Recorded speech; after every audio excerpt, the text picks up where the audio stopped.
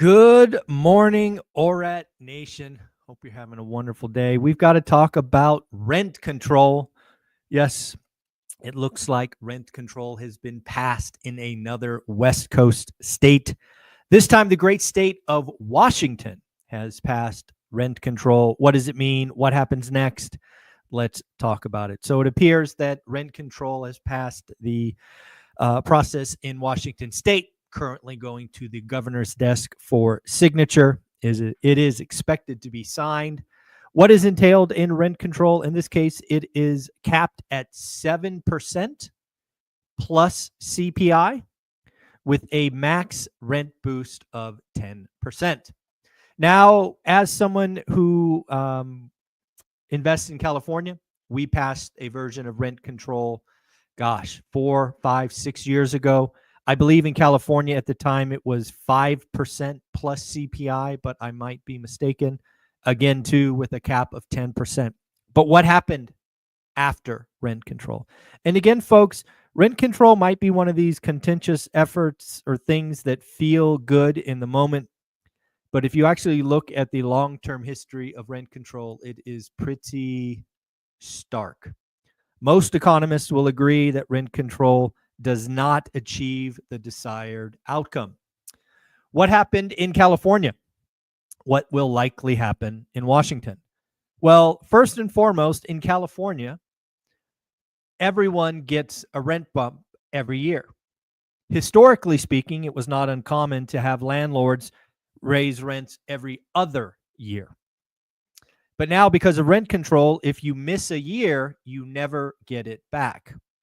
So what happened in California, what will likely happen in Washington and other states that pass their version of rent control, is you can guarantee that landlords will raise rents once a year, because if they don't, they never see those dollars back. The second thing that you start to see with rent control is less development. Again, developers obviously do this for a return. If their returns are capped or somehow restricted, you will undoubtedly see less development. In addition to this, what will likely happen, and maybe you see this as a good thing, maybe you see this as a bad thing, you will see some landlords decide not to play. What will they do? They will basically ask their tenants to leave. They will clean up the house. They will put it on the market and they will sell it.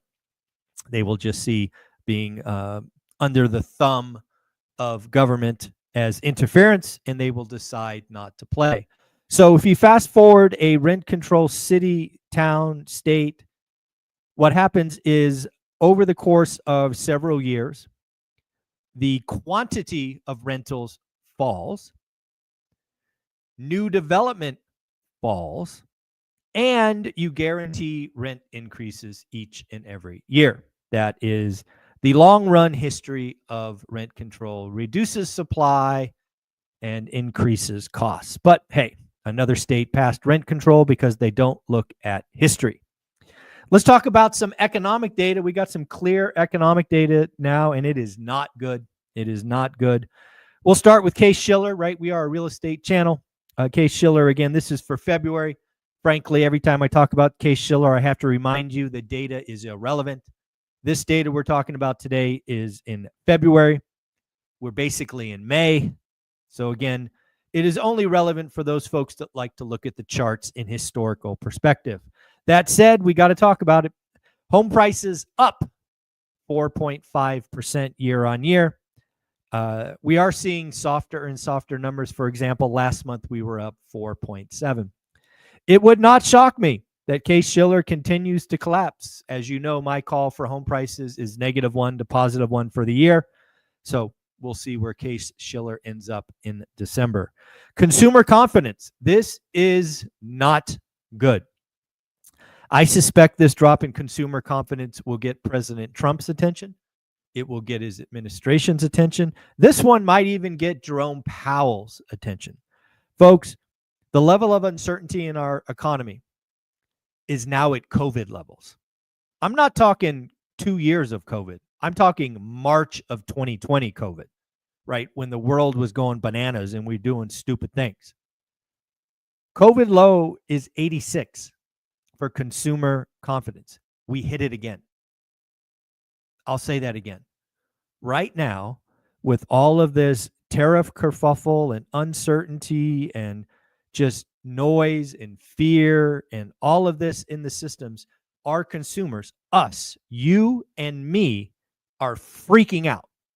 And when we freak out, we don't do anything. So again, last month was 92.9. Let's call it 93. It was expected to go to 87.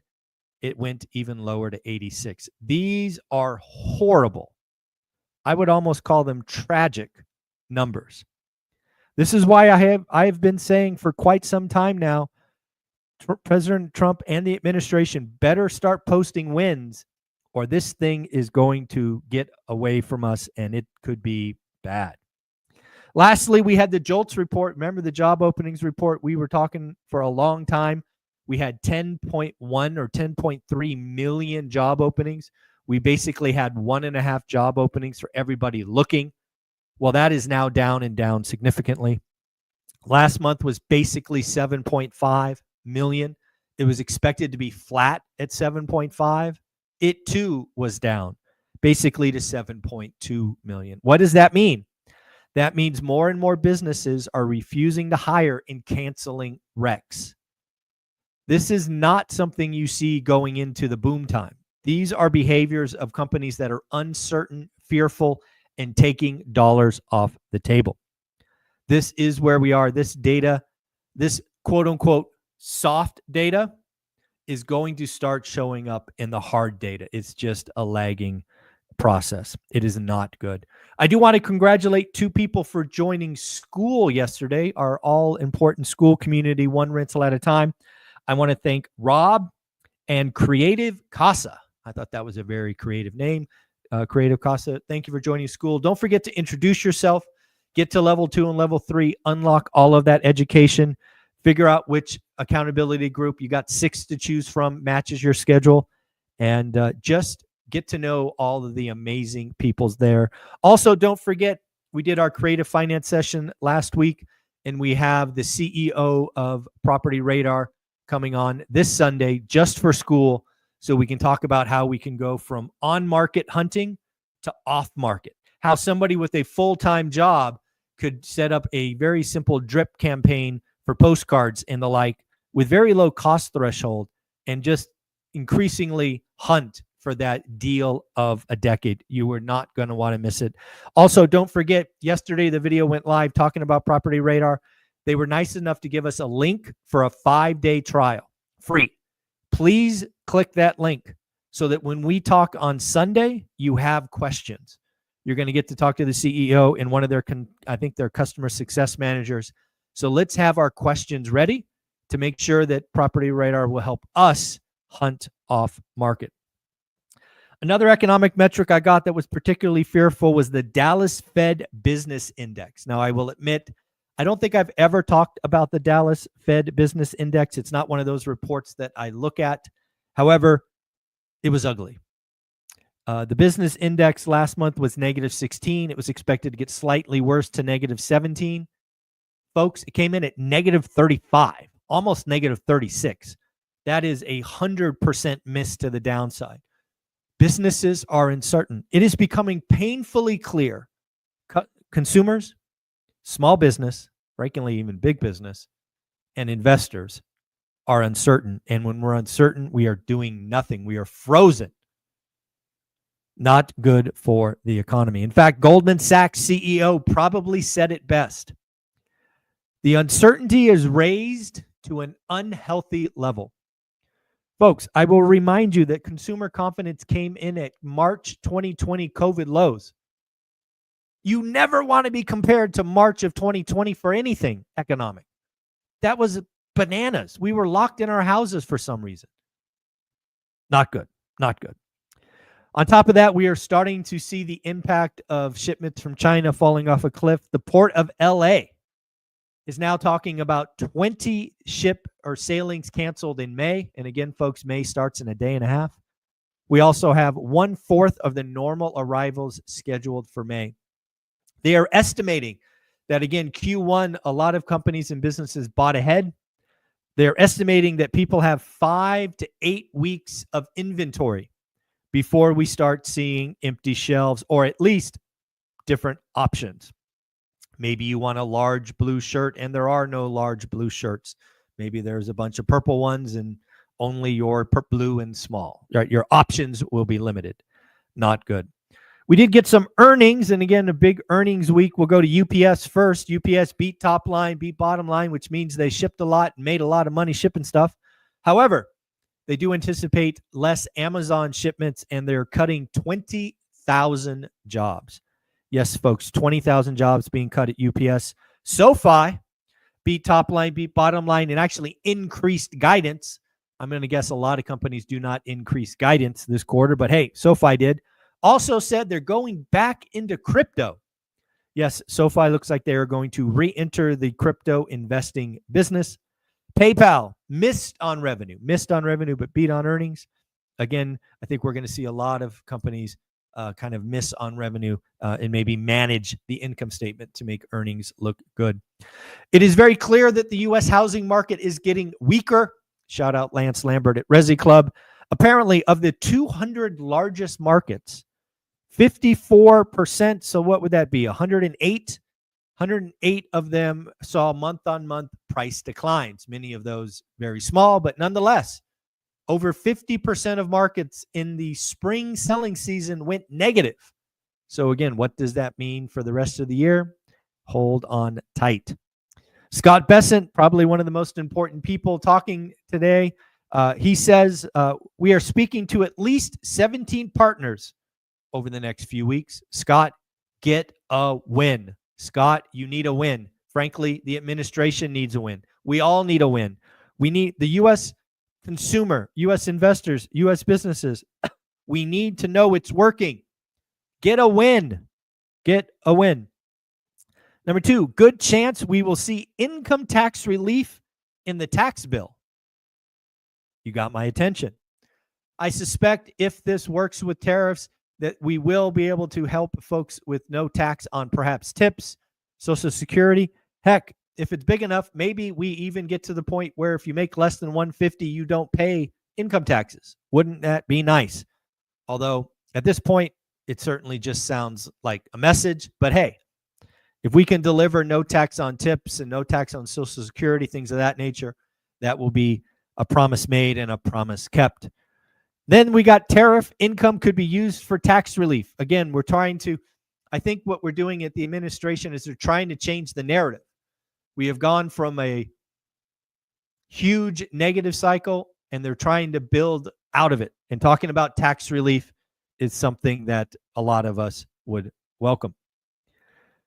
Don't know if you heard this, but the foreclosure process for FHA has been cut in half. What do I mean by that? I don't know if you guys know this, but during the Great Recession, if you wanted to buy an FHA foreclosure as an investor, you had to wait 30 days. FHA foreclosures went to owner occupants first, nonprofits first. However, unfortunately, what they have now found is by doing that, they allowed the asset to deteriorate. Again, a house that is vacant and known to be vacant often gets vandalized. So now what they've done, they have finally figured out that giving owners or owner occupants and nonprofits 30 days is foolish because their assets are collapsing in value. So what did they do? They cut it in half. It is now 15 days. So again, owner occupants and nonprofits still have first right of refusal, which is awesome. But now they just have to be a little bit more expedient. They have 15 days to choose before investors jump in. We did get a few more earnings I see here. We got Waste Management. They missed on revenue, beat on earnings. Again, I think a lot of folks are going to be doing that. You can't fake revenue, as Danielle DiMartino Booth and I both say, but you can manage earnings, which I've told you many stories about. F5 Networks estimates that the tariff impact will be in the low 7 figures. They too beat top line, beat bottom line, and raised guidance like SoFi. And then Nucor. Nucor is an interesting story. They beat top line, beat bottom line. If you don't know Nucor, they are an American steel manufacturer. Yes, folks, we still have one of those. the American steel manufacturer expects to have strong pricing power going forward, i.e. tariffs on foreign competitors. We did get an update on active inventory from the one and only Mike Simonson. This data is noisy, dirty because of the Easter Sunday. So again, week-on-week comparisons are not particularly helpful because, again, there was Easter Sunday, which really wipes out one of the days, if not the whole weekend. But that said, we got the data. We might as well share it. We had 68,000 new pending contracts. Oh, by the way, folks, I don't know if you know this. Interest rates today are noticeably lower than they were last April. Not many people realize that. Rates today are lower than last April. So again, people looking for lower interest rates, congratulations. You actually have lower rates today than last April. Supply or active inventory was up 1% to 729,000, or a whopping 31% year on year. Again, folks, remember, I keep telling you, year of the investor, less demand, more supply equals more motivated sellers. That's why we're trying to educate you in school on creative financing, how to buy properties with 10% down, houses, duplexes, even apartment buildings. And we're showing you how you can do off-market marketing this Sunday. We are trying to give you the tools and courage to look for on and off-market deals and get creative. As far as new listings, there were 70,000 new listings in the last 7 days. And then finally, active inventory. This is big news. This will be headline news next week if it becomes true. Next week, it is estimated by Mike that active inventory will surpass 2020. We've been in a deficit for 5 years. We are about to exceed this week or perhaps next 2020 levels, which again is good news. More choices, more motivated sellers. You know the story. Median price, 453,000. Again, this is active listings. That has been roughly flat for 3 years now. Again, what did I tell you about 3 years ago? I told you we were going to have 5 to 8 years of flat. I told you we had the 2 or 2.5 years of appreciation, which is all we were going to get for the decade. So once again, the calls on price have been right. Looks like a couple of more points and we'll move on. Q1, the wealthy keep spending. If you look at the data from Amex and JP Morgan, which those credit cards are generally higher income, higher credit, jumped 6%. However, if you go to the lower tier of credit cards, transactions are down 4%. So the K-shaped economy, you know, the have and have nots, the story continues. It will be interesting if that will roll into Q2. I don't think it will. I think even the wealthy are sitting on their hands because, again, as Goldman Sachs CEO said, uncertainty has raised to an unhealthy level, and that is never good for a consumer economy. And then the last thing I will say is it is wild to me that 11.1% of all credit card payments are minimum payments. Folks, if you're making minimum payments on credit cards, ouch, that is a lot of interest. So folks, at the end of the day, I thank you for being here. Like, subscribe, comment to One Rental at a Time. Also, if you are use Spotify, I would appreciate a quick follow on Spotify. All of our videos now go to Spotify within 24 hours of recording. So again, that would be wonderful if you check me out on Spotify. And of course, join school. There is no better place to get educated, to get support, to get around other people who believe that 2025 is the year of the investor. Take care, and we will see you tomorrow live at 7:30 a.m. Take care. Good luck.